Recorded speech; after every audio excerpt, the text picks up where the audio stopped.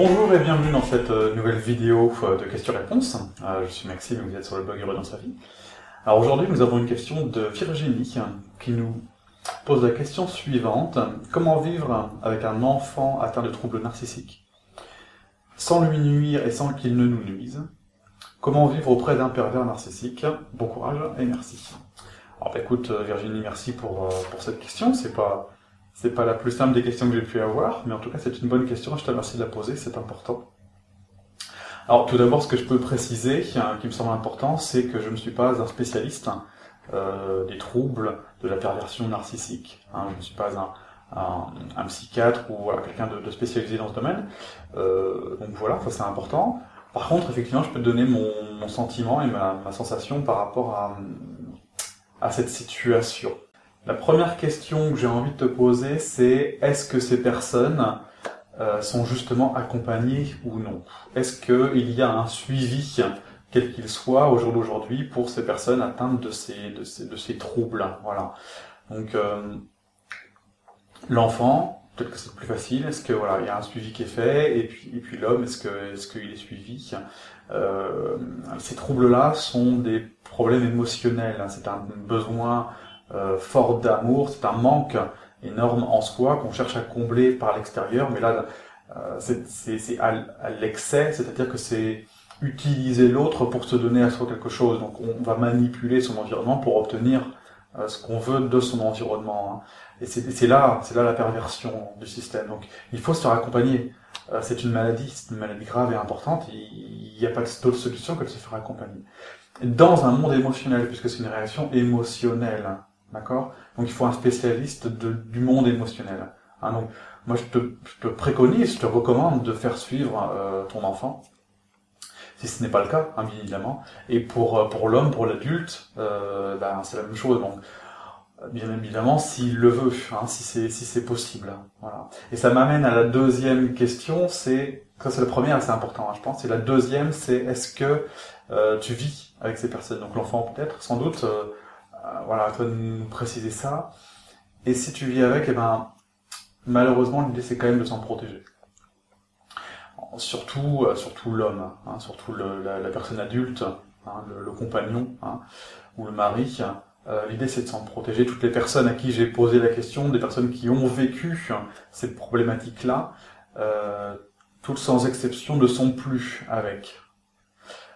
Donc c'est quelque chose d'important. Je pense que tant que la personne n'est pas suivie, pas accompagnée, le mieux c'est quand même de s'en prémunir, de faire attention à soi, parce que c'est pervers et parce que c'est quelque chose qui est dangereux. Voilà, c'est quelque chose de dangereux dont il faut se protéger et se prémunir. Voilà, donc le respect de toi-même doit te pousser à quelque chose de respectueux. Alors, je dis pas de quitter la personne, même si peut-être que ce serait la meilleure solution. En tout cas, toutes les personnes qui ont vécu ça l'ont fait et sont plus heureuses aujourd'hui. Ça, c'est le témoignage que je peux t'apporter. Mais en tout cas, au moins de faire en sorte, toi, de te sentir bien. Et si c'est pas le cas, de faire le nécessaire pour que tu te sentes bien. Donc, s'il faut quitter la personne, faut le faire. Même s'il y a une culpabilité que peut engendrer cette perversion, je pense qu'il faut dépasser ça pour se protéger. Et si tu es seul aujourd'hui, c'est très bien. Je pense que c'est bien et ça n'empêche pas effectivement de subir de près ou de loin ces attaques, entre guillemets. Mais au moins, voilà, c'est plus quelque chose au quotidien, donc c'est forcément plus facile à vivre et à gérer. Voilà. Donc, faire en sorte que ces personnes soient accompagnées et de s'en protéger, s'en prémunir, s'en éloigner si besoin. Je pense que c'est vraiment fondamental. Voilà. Sortir de cet attachement pour se protéger et pour potentiellement recommencer sa vie. Et puis ça m'amène à une troisième chose qui est mettre plus de conscience sur ça. Pourquoi une telle chose peut m'arriver et qu'est-ce que je peux apprendre de la situation? Puisqu'elle est là, c'est certainement qu'il y a des messages. Je sais que c'est pas facile à entendre ce que je dis, mais il doit y avoir des messages à apprendre, et peut-être que la première chose à apprendre d'une telle expérience, c'est une capacité à générer en soi des états internes choisis.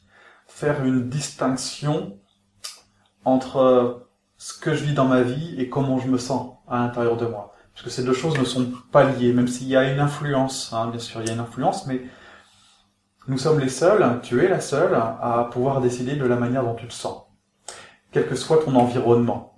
Alors bien sûr, hein, il y a une influence, mais peut-être que l'idée, c'est d'utiliser ça pour pouvoir apprendre ça et faire en sorte de décider, quel que soit ce qui m'arrive, de décider de la manière dont moi j'ai envie d'être à l'intérieur de moi, puisque c'est pas lié. C'est pas lié, c'est même c'est même indépendant. Ces deux choses ne sont pas dépendantes l'une de l'autre. Il y a mon environnement, il y a ma vie à l'extérieur, et il y a comment je me sens en moi. D'accord? Donc ça, c'est deux choses différentes, et c'est comme ça que les choses également nous arrivent. C'est cet état interne-là qui va rayonner et qui va faire en sorte de nous faire arriver à une équivalence émotionnelle. C'est l'histoire de l'écho.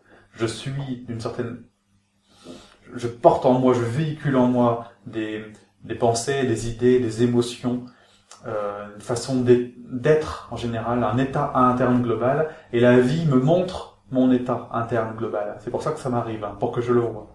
D'accord? Donc, apprendre peut-être à faire cette distinction entre mon environnement et comment je me sens à l'intérieur de moi. Voilà, c'est peut-être ça. Il y a peut-être une piste par là. En tout cas, pour être heureux, je pense qu'il faut être autonome émotionnellement parlant. Voilà. Et pour ne pas subir des agressions, je pense qu'il est nécessaire aujourd'hui que tu apprennes à être bien quel que soit ton environnement. Voilà. Le dernier point qu'on pourrait également aborder, c'est puisque on en est arrivé là, c'est qu'il y a quelque chose qui a permis que ça puisse se réaliser. Donc, l'idée, c'est, puisque les choses ne sont pas là par hasard, puisque la vie nous envoie des choses pour pouvoir grandir, c'est comment mettre plus de conscience, finalement, sur tout ce qui vient de m'arriver, pourquoi ces choses-là peuvent arriver dans ma vie, pour pouvoir élever la chose, pour pouvoir conscientiser des choses peut-être cachées, peut-être camouflées en soi-même, pour pouvoir changer sa vie. Donc là, on est vraiment dans une démarche encore plus profonde de croissance sur soi, de développement personnel finalement, en utilisant ce qui arrive dans notre vie pour pouvoir grandir. Voilà. Sur quoi ce qui arrive te permet de travailler? Qu'est-ce que ça challenge en toi? Qu'est-ce que ça touche en toi? Qu'est-ce qui est difficile pour toi de vivre dans cette situation? Et donc, qu'est-ce qui reste à creuser là? Qu'est-ce qui est difficile à accueillir en termes émotionnels? Voilà. Et je pense que c'est là que se trouve une réponse. Et tant que la réponse n'est pas soulevée, et tant qu'il n'y a pas de la conscience sur ces raisons-là, je pense effectivement qu'il peut y avoir un schéma de répétition qui s'installe. Donc je pense que c'est nécessaire, et je pense que c'est important de trouver ces solutions-là. Je peux te faire aider, tout simplement, pour trouver ces solutions-là. Voilà, Virginie, pour ce que j'avais à te dire hein, sur ta question. N'hésite pas à en poser d'autres ou à m'écrire pour pouvoir échanger, pour pouvoir avancer. Si tu as besoin d'aide, je suis là, il n'y a aucun souci. Puis voilà, j'espère que j'aurai répondu et que ce que je t'aurais dit t'aura permis d'avancer en tout cas. Voilà, c'est tout pour cette vidéo. Merci beaucoup de l'avoir suivi et puis je vous dis à très bientôt pour la prochaine séance de questions-réponses.